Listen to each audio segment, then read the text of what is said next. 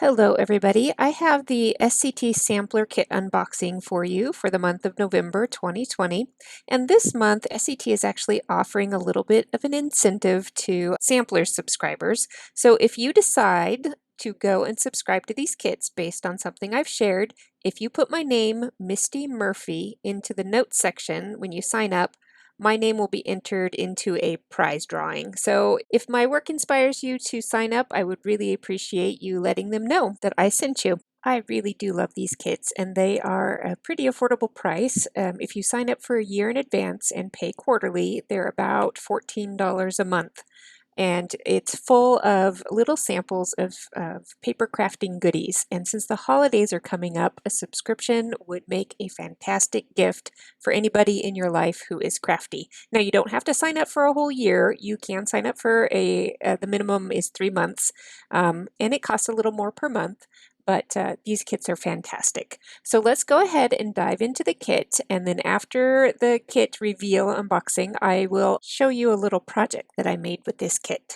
So the package always comes in this little Ziploc bag, and it always has this card in here which lists all the products, and it always has a word embellishment that is offered by the SCT company. The rest of the products are a variety of manufacturers. This first product is from Close to My Heart, and those are actually little thin wood veneer star stickers.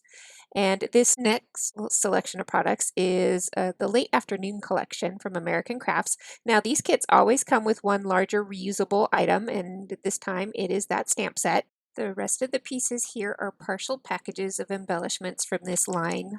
And here are the pattern papers. Now, typically you'll get 6 pattern papers and then often another piece that's from a cut-apart sheet. So that first smaller piece was the cut-apart. And so here is just a quick look at the pattern papers in this collection.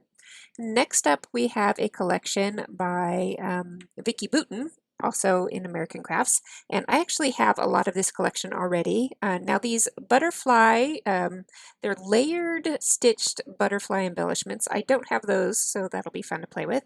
And then partial packages of the ephemera die cut pieces, a single sheet of the sticker sheet pack, and here we are digging into the papers. Now, this kit is typical in that it will have 2 collections from a manufacturer and then a third item from a third manufacturer. So what you see here is my piles separated out by the 3 manufacturers offered this month. And so that is a look at what is inside the kit this month. Now, every kit will vary slightly because they are partial packages of items and embellishments, but this gives you a general idea of what to expect. Moving on to the project, I am going to make a little origami gift box for you. Now, I've been doing these gift boxes for years, but I recently took an online class, and one of the projects was a little gift box, and I was reminded about how fun these little gift boxes are. So here I am sorting through my pattern papers to come up with a pattern for the lid of the gift box and a pattern for the base of the gift box.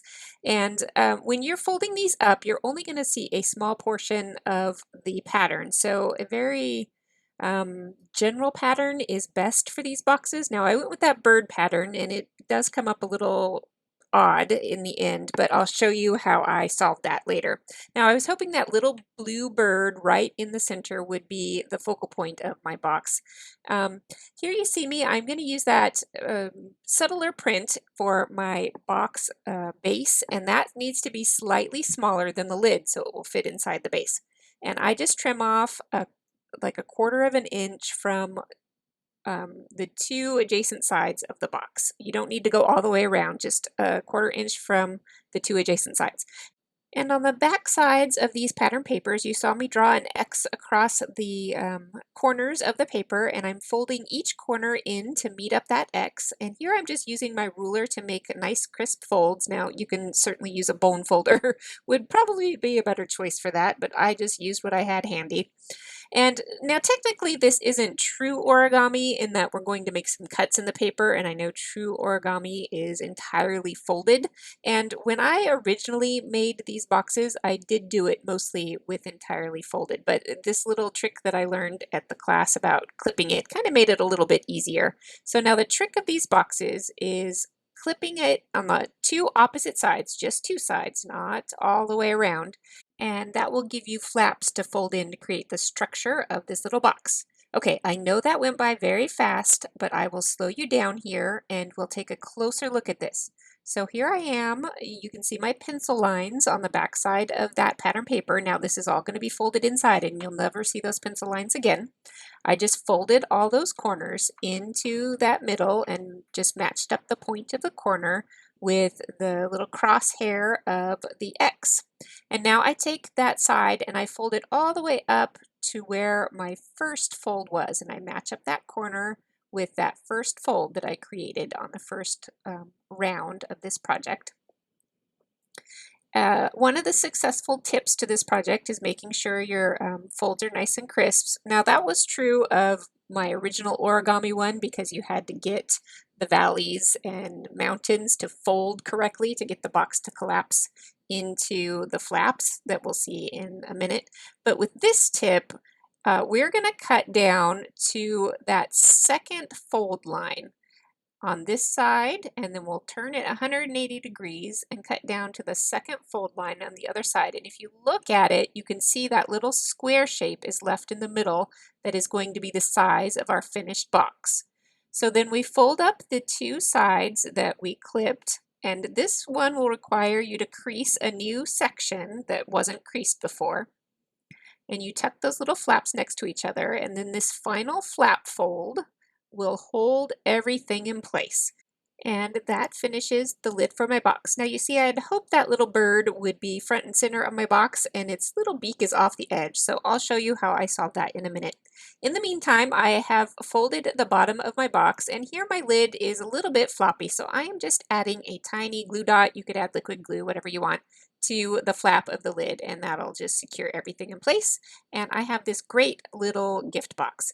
Now I made these little earrings, and actually I'm going to post that video next to show you I used the stamp set and some shrink plastic to make these earrings. So make sure you watch that video also. And this little gift box is going to be filled with just a bit of tissue paper, my earring gift, and it's going to be closed up, and then we'll get to decorating the top of the box. Okay, so I am going to cover up that blue bird, which I had really hoped would be the focal point of my bird, but instead my little yellow bird will be looking at my decorations that I add to the top of the box. So the washi tape that I got in my box this month is a set of numbers, like dates. It goes 1 through 31, so it's like a calendar date. Washi tape. And so I am going to use that idea of dates with this sticker that says, I believe it says celebrate every day. And so I thought that date washi with this everyday sticker made a good message. And then I'm going to add that butterfly for some dimension, and then just a few little puffy stickers to finish it off. And you can see my little yellow bird admiring my decorated box here. And this will make such a fun gift to send off to somebody and wish them happy anything really with this everyday message. Okay, so that finished off the outside of the box, but don't go yet because we are going to tuck a little surprise on the inside of this box also.